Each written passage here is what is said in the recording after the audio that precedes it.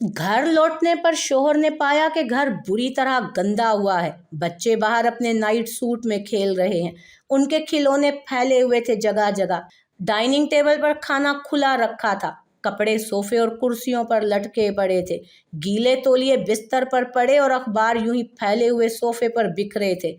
बच्चों ने कुछ खाया, कुछ गिराया, वो सब बिखरा पड़ा था। रजाइयां बिस्तर पर खुली पड़ी थी। किचन में गंदे बर्तनों से सिंक भरा था। कुर्सियां इधर उधर, बाथरूम गंदा, बाथ चप्पल गायब। शोहर घबराया। उसे लगा कि कहीं उसकी बीवी बहुत ज्यादा बीमार तो नहीं हो गई। जब वो कमरे में पहुंचा तो देखा कि बीवी आराम से कुर्सी पर बैठकर नावल पढ़ रही है। जैसे ही शोहर पर उसकी निगाह पड़ी, वो मुस्कुरा कर बोली, आप आ गए, कैसा गुजरा आपका आज का दिन? शोहर ने पूछा, मेरा छोड़ो, तुम्हें क्या हो गया है? ये क्या हाल बना रखा है पूरे घर का? बीवी ने जवाब दिया कि तुम रोज ऑफिस से लौटने के बाद मुझसे पूछते हो ना कि आज मैंने क्या किया, और कभी गुस्से में ये भी कह देते हो कि सारा दिन तुम घर में करती क्या हो। तो आज मैंने आपको ये बताना था कि मैंने आज कुछ नहीं किया। होने दसो।